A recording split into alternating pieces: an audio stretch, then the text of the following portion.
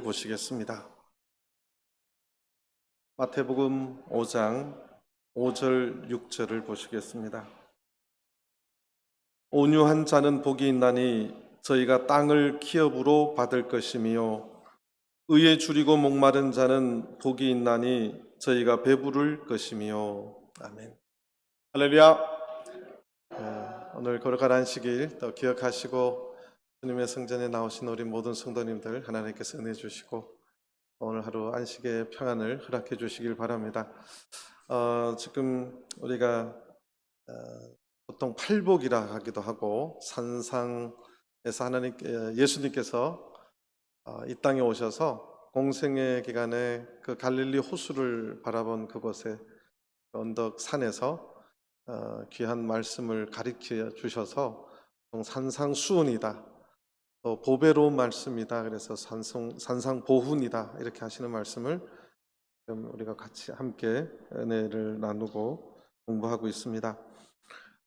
이 산상순을 이해하기 위해서는 제가 늘 이제 성경을 우리가 좀 보면서 생각해야 될 절차가 조금 있는데,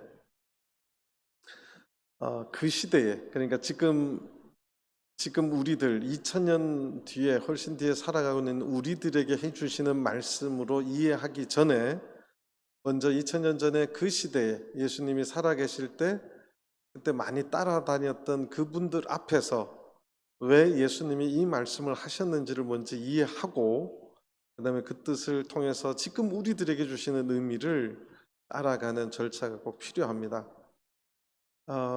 산상수훈이 보배로운 말씀이 될 수 있었던 것은 그 말씀을 들은 그 시대에 예수님이 살아계시고 갈릴리 호수 주변에 정말 가난하고 정말 어렵게 살아가는 그들이 그 말씀 때문에 예수님을 따라다니고 예수님 말씀 때문에 위로를 얻고 힘을 얻었다는 사실을 잘 기억해야 됩니다.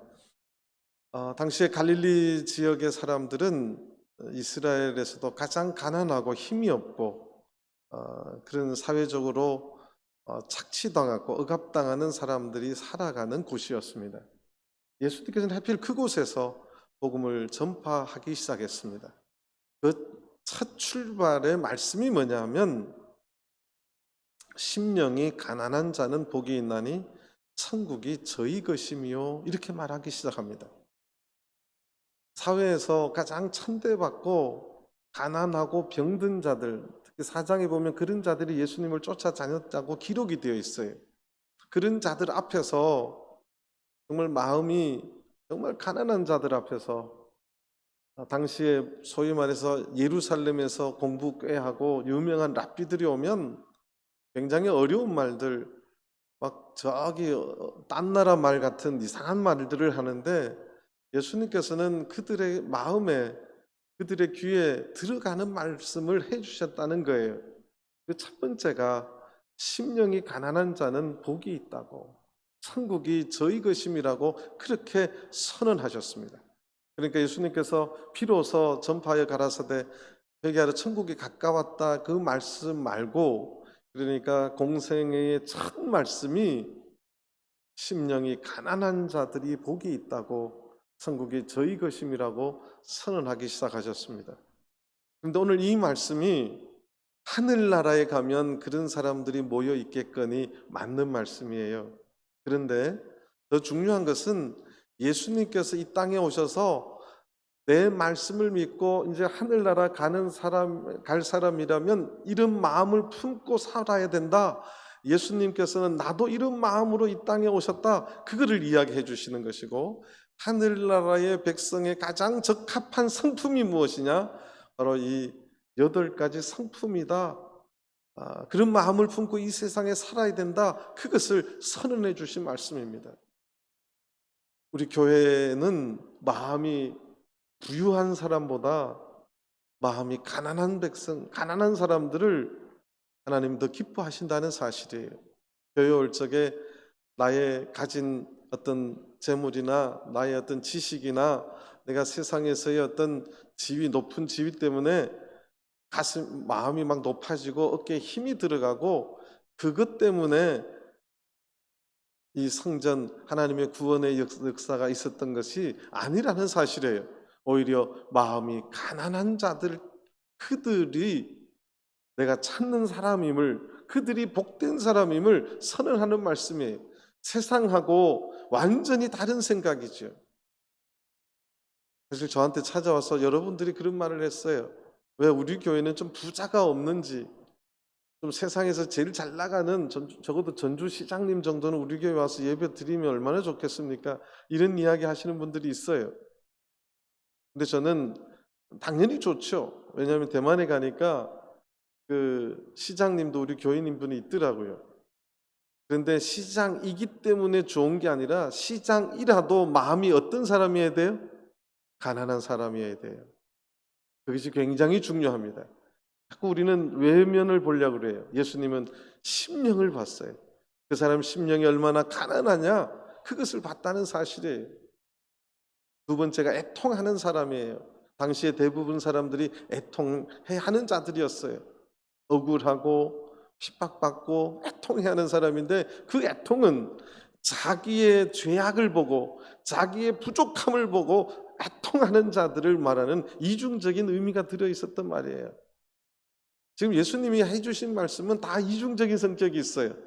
그 시대 사람들 가난한 마음, 심령이 가난한 자들, 그들을 말하기도 하지만 정말 내면이 자기의 자존심, 자기의 이런 것을 내려놓는, 자기의 것을 비워나가는 그 가난한 자들이 하나님의 은혜를 받아들일 수 있기 때문에 심령이 가난한 자라고 말한 거고, 애통하다는 것도 같은 의미고, 오늘 세 번째 시간은 이제 온유한 자입니다. 온유한 자가 예수님이 세 번째 복이 있다고 말했는데, 이 여기서부터 이제 조금 어렵습니다. 왜냐하면 앞에는 이해가 되는데 뒤에 게 잘 접목이 안 돼요. 온유한 자는 복이 있나니 저희가 땅을 기업으로 받을 것이며, 땅을 기업으로 온유한 사람이 받는다. 이게 이제 이해가 잘 안 되는 말씀인데, 그러면 그 시대, 예수님 그 시대의 유대인들, 이스라엘 백성들이 알아듣는 지금 메시지를 던진 건데요. 그러면 이것이 모티브가 어디에서 왔느냐? 시편 37편에서 왔습니다. 그래서 그 시편 37편을 봐야 온유라고 하는 의미를 또 우리가 알아들을 수 있습니다. 시편 37편을 보시겠습니다.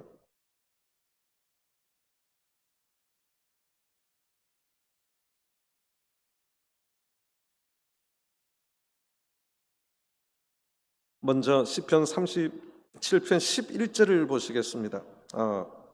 9절부터 보면 대저 행악하는 자는 끊어질 것이나 여호와를 기대하는 자는 땅을 차지하리로다. 땅을 차지하리로다. 이 말씀이 37편에 계속되고 있어요. 11절 보겠습니다. 오직 온유한 자는 땅을 차지하며 풍부한 화평으로 즐기리로다. 우리가 보통 온유하다 그러면 성품이 어떤 사람을 말해요? 온화한 사람을 말해요. 온유하다, 따뜻할 온자, 부드러울 유자. 한동안 광고 카피 중에 부드러운 남자라고 하는 것이 아주 유행을 했죠. 부드러운 것. 그러면 성경이 말하는 부드러운 사람이 복이 있다. 그 부드러운 사람이 복이 있다 그러면 예수님도 화를 내셨어요. 독사의 자식들아, 이런 말씀을 하셨어요. 그래서 그 온유는 절대 그런 부드러운 마음을 말하는 것이라고 하기에는 성경의 의미는 좀 다르다는 거죠. 일단 다 좀 보시겠습니다. 29절을 보시겠습니다. 시편 37편 29절. 의인이 땅을 차지하며 거기 영령이 거하리로다. 34절. 여호와를 바라고 그 도를 지키라. 그리하면 너를 들어 땅을 차지하게 하실 것이라. 악인이 끊어질 때 네가 목도하리로다. 37편의 출발은 1절인데 행악자를 인하여 불평하여 하지 말며 불의를 행하는 자를 투기하지 말라. 당시에 예수님이 이 말을 하실 적에 온유한 자가 복이 있는데 땅을 이 땅에 있는 저희가 땅을 기업으로 받을 것임이라고 하는 말이 바로 이 시편 37편 유대인들이 그 좋아하는 시편을 모티브로 해서 말을 한 겁니다. 그러면 여기에서 말하는 온유가 뭐냐? 오늘 시편 37편 11절에 보면 오직 온유한 자는 땅을 차지한다. 그 말은 7절에서부터 9절까지에 대한 함축된 의미의 그러한 사람을 말해요. 그럼 7절부터 보시겠습니다. 7절 여호와 앞에 잠잠하고 참아 기다리라. 시편 37편 전체를 놓고 보면 지금 세상이 불공평하고 공의가 없는, 그러니까 실력 있고 힘 있는 자들이 압제하고 폭력이 있고 탈취가 있는 그것에서, 불의한 자들이 잘 되는 것에서 하나님이 살아계시고 하나님이 반드시 하나님의 공의를 이루실 것이라는 것을 확신하고 하나님 앞에 잠잠하고 참아 기다리는 자들을, 그런 성품을 가진 자들을 온유하다고 말하는 것입니다. 하나님 앞에 잠잠하고 참아 기다리라. 자기의 길이 형통하며 악한 꾀를 이루는 자를 인하여 불평하여 말지어다. 8절 분을 그치고 노를 버리라. 온유한 자는 세상의 그러한 불공평과 불의한 자들의 압제와 탈취에 내 의분을 다 표현하거나 그러지 말고 하나님께서 반드시 원수를 갚아주실 것을 확신하고 참고 기다리고 분과 노를 버리라는 거예요. 불평하여 말라 행악에 치우칠 뿐이라. 9절 대저 행악하는 자는 끊어질 것이나 여호와를 기대하는 자, 여호와를 기대하는 자는 땅을 차지하리로다. 여호와를 기대하는 자가 온유한 자라는 의미입니다. 그래서 11절에 오직 온유한 자는 땅을 차지하며, 이 온유라는 것은 성품 자체가 느글느글하게 부드럽고 온유한 게 아니에요. 태어날 때부터 부드러운 마음을 가진 자가 아니라는 거예요. 하나님을 믿고 변화된 성품 중에 세상의 모든 것을 바라보고 하나님께서 반드시 하나님의 뜻대로 이루어지실 것을 확신하고 하나님을 기대하는 자, 하나님 앞에 잠잠하고 참아 기다리는 자, 그 성품을 온유한 자라고 말씀하고 있는 겁니다.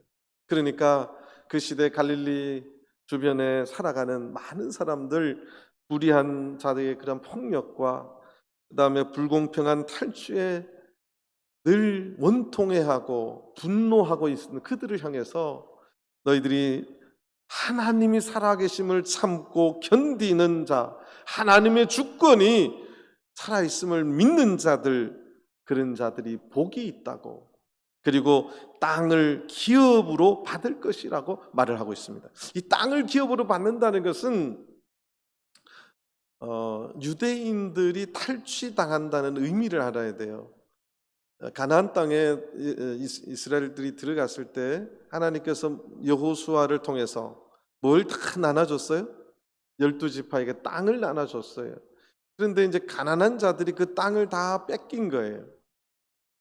그런데 하나님의 주권을 믿고 하나님의 그 살아계심을 믿으면 하나님께서 반드시 그 땅을 너에게 돌려줄 것이다, 차지할 것이다, 그 의미예요. 근데 이것은 이제 이중적인 의미가 있어요. 땅을 기업으로, 5절에 보니까 저희가 땅을 기업으로 받을 것이다.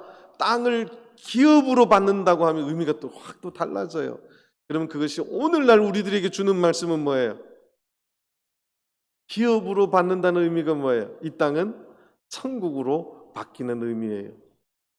그러니까 이 세상에서 있는 자들, 권세자들, 그런 자들에게 불의한 대우를 받고 억울함을 받고 그것을 분을 다 내고 그것을 나타내는 사람이 아니라 하나님께서 반드시 하나님의 공의를 이룰 것을 알고 잠잠하고 참고 기다리며 하나님을 신뢰해 나가는 자들에게 내가 결국은 하나님의 나라의 기업을 차지하도록 해줄 것이다. 그것이 5절의 의미입니다.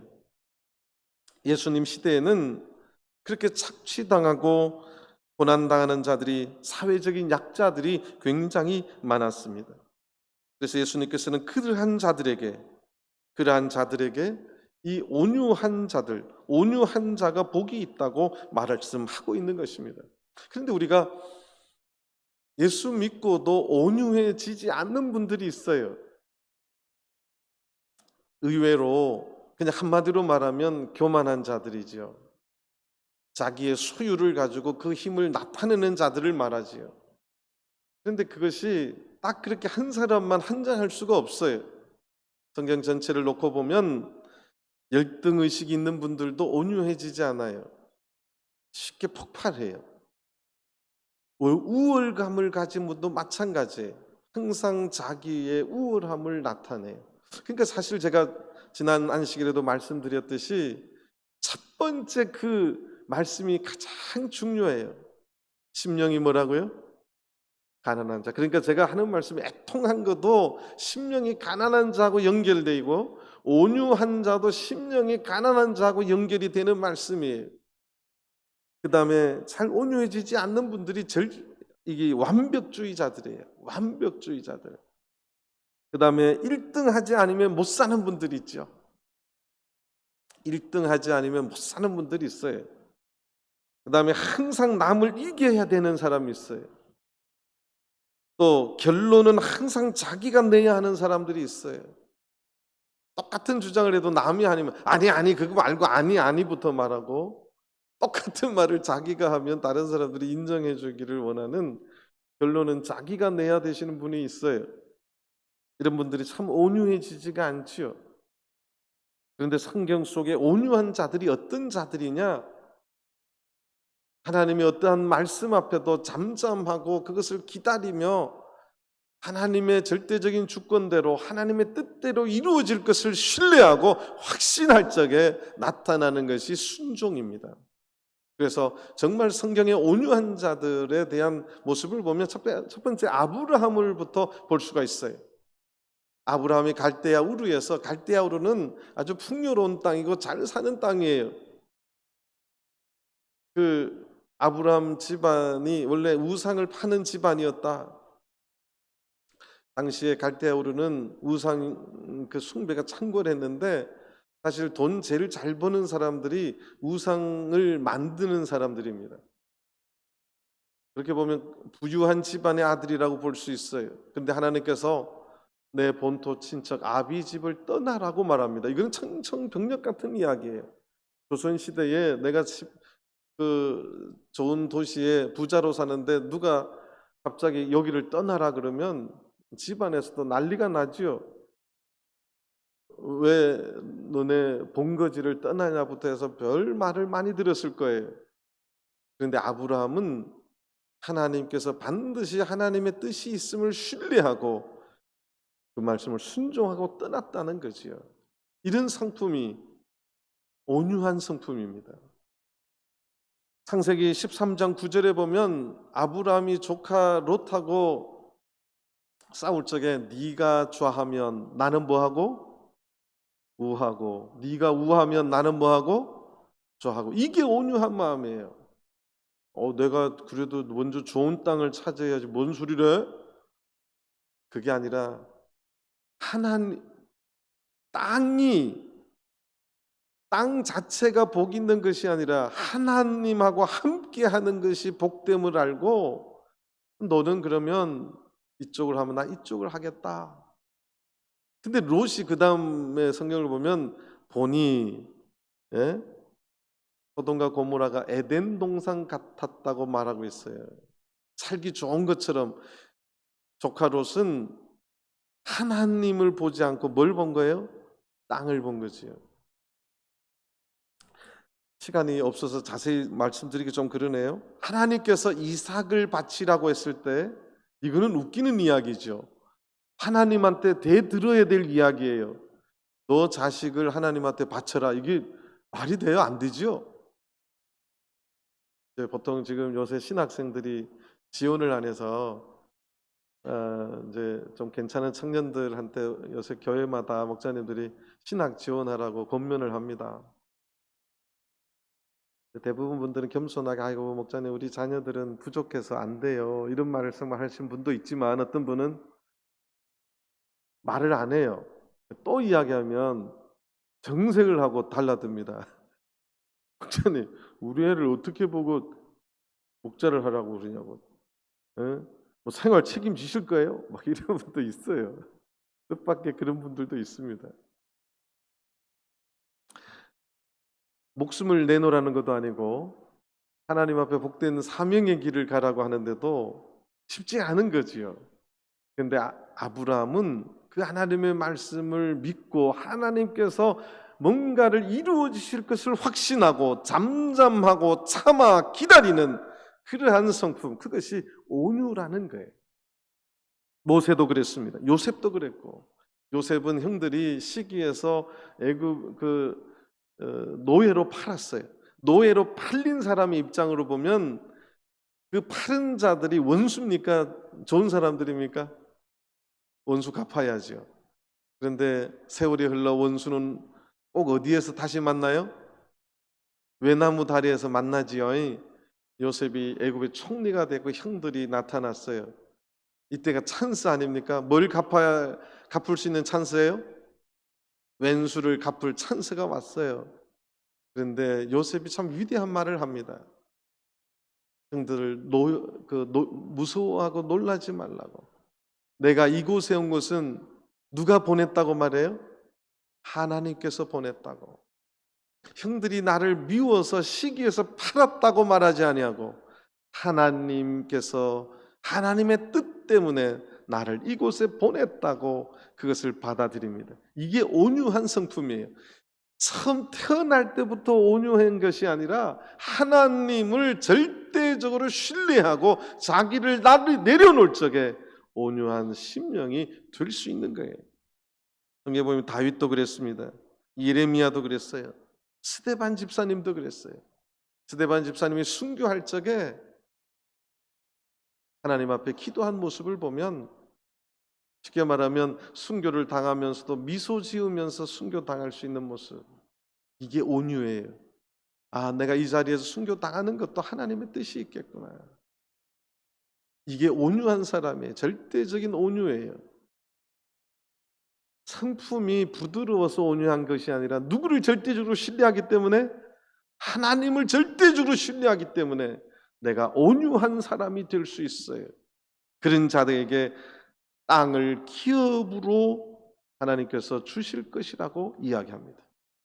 하나님의 어떠한 말씀도 하나님의 뜻이 있음을 깨닫고 확신하고 하나님의 주권을 신뢰하고 그것을 믿고 묵묵히 받아들이는 자들이 결국 하늘나라의 기업을 얻을 수 있다고 말씀하는 겁니다.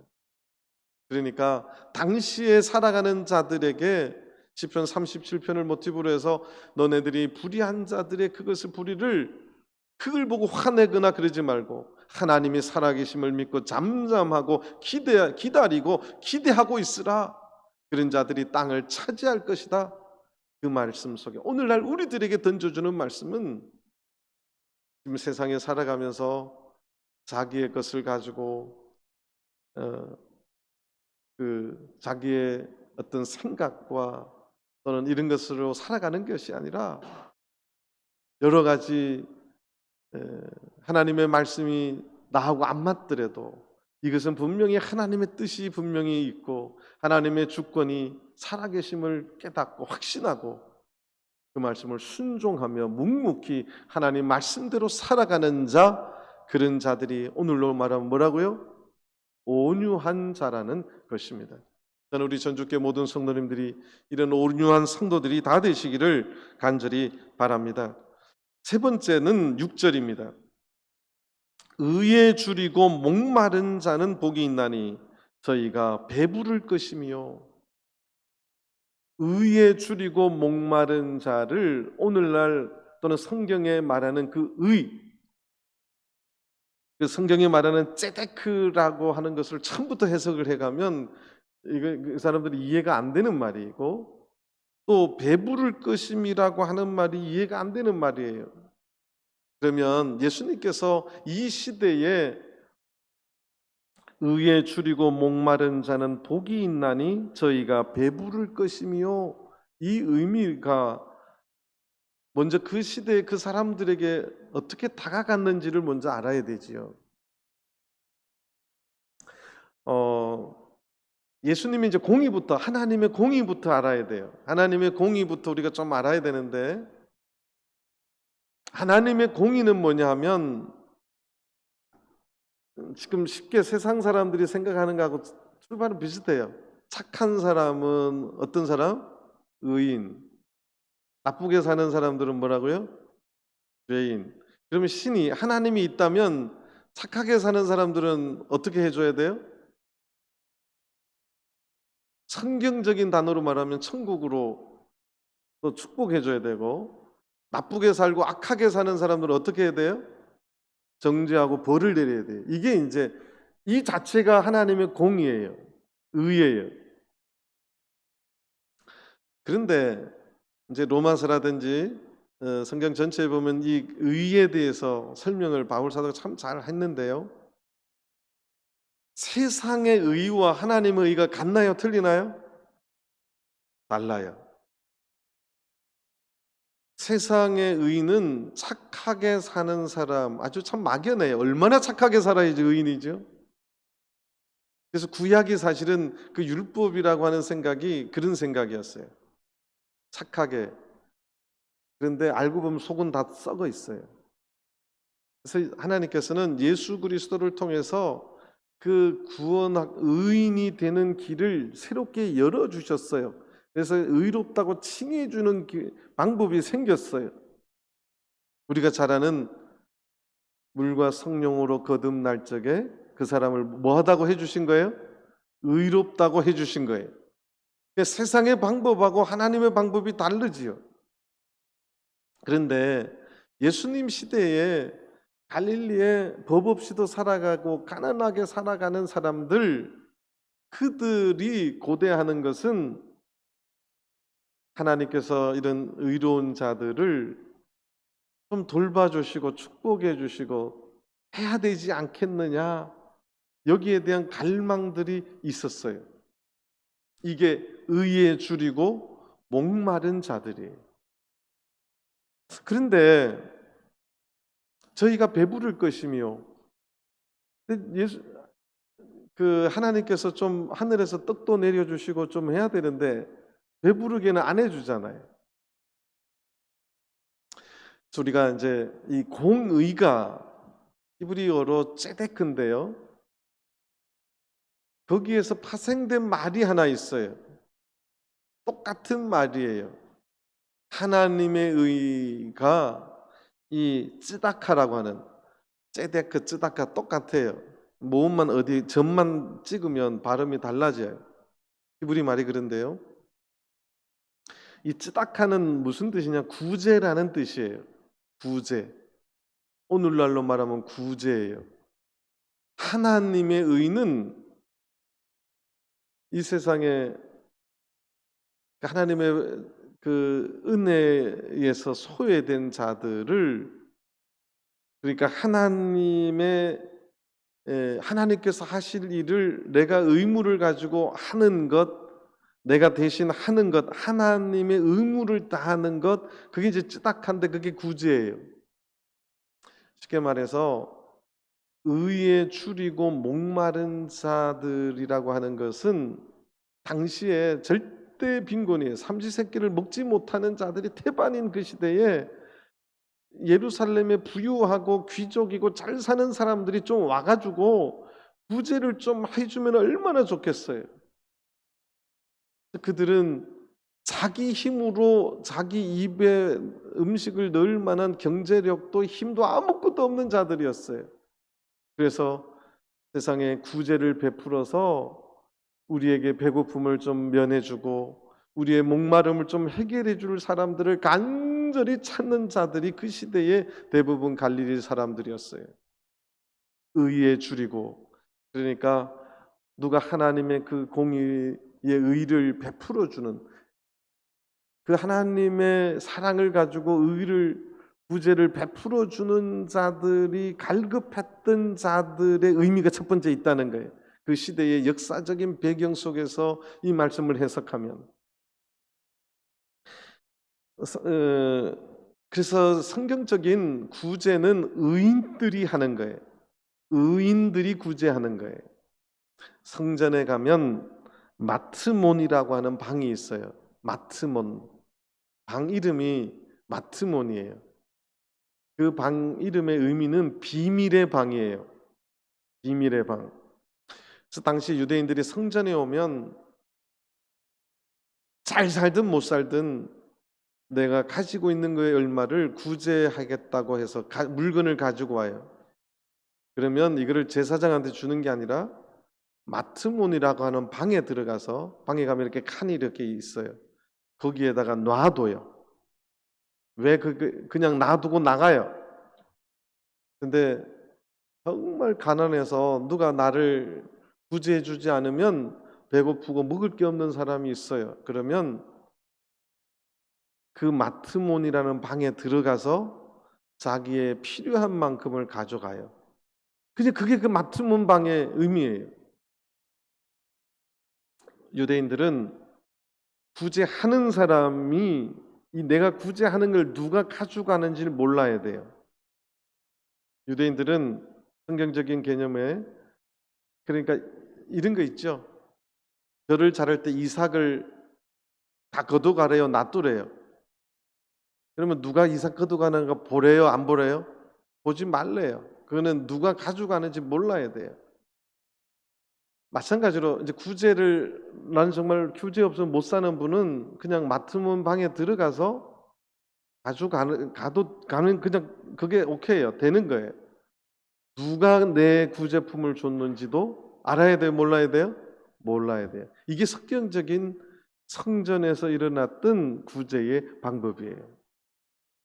그런데 당시에 갈릴리에는 대부분 자들이 하나님의 공의, 가난한 자들에게 구제할 수 있는 그 공평하게 부에 너무 치우친 것을 공평하기 위한 하나님의 쯔다카를 행하는 자들이 없었다는 거지요.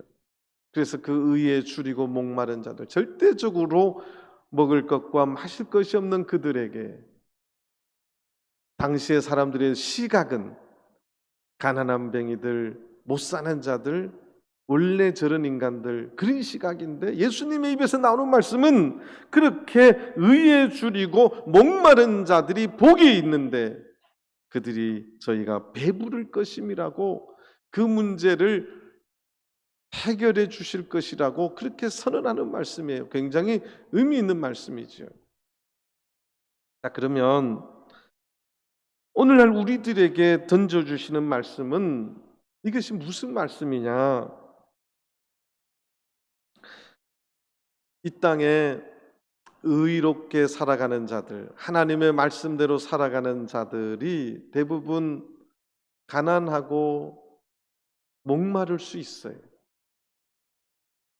그것을 불평하지 말고 우리가 그 어렵고 가난한 그것 때문에 하나님을 떠나지 아니하고 늘 하나님의 공의가 언젠가는 이루어질 것임을 믿고 확신하고 이 땅에 의인에게 주시는 하나님의 축복과 의롭다고 인정해주고 그것을 의로 여겨주시는 하나님의 공의로운 심판이 있을 것을 믿고 살아가는 자들에게 하나님께서는 반드시 그들을 배고픈 상태로 놔두지 않겠다고 하는 선언이 배부를 것임이라고 이야기해 주는 것입니다.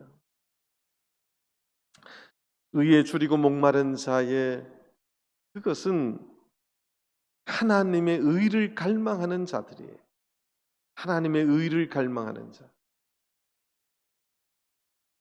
요거 이제 조금 더 들어간 해석이죠. 이 땅에 하나님의 공의가 실현되도록 갈망하는 자들. 이 말은 또 무슨 말이냐? 지금 예수님께서 심령이 가난한 자를 말한다면 그 하나님의 의가 사실은 누구에게부터 제일 먼저 이루어져야 되냐면 나부터가 이루어져야 돼요. 자꾸 우리는 그 의가 다른 사람에게 이루어지지 않은 거에 대해서 지적하잖아요. 아유, 저분은 왜 저런데 교회 와서, 이게 아니라 내 마음에서부터 하나님의 의가 이루어지기 위해서는 나의 욕망부터 끊어야 돼요. 그러니까 성결의 욕망이 오히려 있어야 된다는 거예요. 의에 추리고 목마르다는 것은 내가 더 의인이 되려고 하나님 앞, 왜냐하면 하나님은 의인을 찾으셨어요. 그러니까 그 공의를 실현해 가는 자들을 찾았다는 사실이죠. 우리 창세기에 보면 아브라함에게 하나님이 나타나셔서 그 조카 롯이 사는 소돔과 고모라의 의인 몇 명부터 롯이 아브라함 이야기했죠. 50부터 이야기했는데 결국 몇 명이 의인이 몇 명이 없었어요? 10명이 없었어요. 예레미야서를 보면 하나님께서 예루살렘에 의인을 몇 명을 찾았는데 없다고 그랬어요? 한 명을 찾았는데 없다고 돼 있어요. 그러니까 오늘날 지금 우리들에게 던져주시는 이 말씀의 의미는 내가 의롭게 살려고 예수님의 그 세상에 의인은 없는데 하나도 없지만 이제 그 구원의 하나님의 구원의 그 공의를 이루신 그에 이르지 못하는 그 상태에서 점점 더 다가가는 자들을 지금 말하는 거지요. 내가 저 하나님의 성결한 모습에 다다라야 되겠다는 거기에 갈급해 있고 거기에 가고 싶어하는 욕망이 가득한 자들이 오늘 이 영적인 의미로 보면 의에 줄이고 목마른 자들이에요. 그런 자들에게 하나님의 공의의 축복을 해주시겠다. 그 표현이 오늘 이 6절의 말씀입니다. 저는 우리 전주교회 모든 성도님들이 사실 우리가 하나님의 귀한 성품에 닮아가는 최고의 갈망은 하나님의 성결에 하나님의 거룩함에 이르기 위해서 갈망하고 갈급하는 마음이에요. 우리 하나님을 믿는 백성들이 가져야 될 갈망은 그 성결에 대한 갈망입니다. 거룩함에 대한 갈망이에요. 저는 우리 전주교회 모든 성도님들이 하나님의 그 공의에 의에 거룩함에 성결함에 다다라기를 소망하며 하루하루 자기를 낮추어가며 살아가는 귀한 하나님의 백성이 되어서 예수님께서 산상에서 축복해 주신 이 귀한 예수님의 성품을 다 닮아가시게 되기를 간절히 바랍니다. 다 같이 묵도하시겠습니다.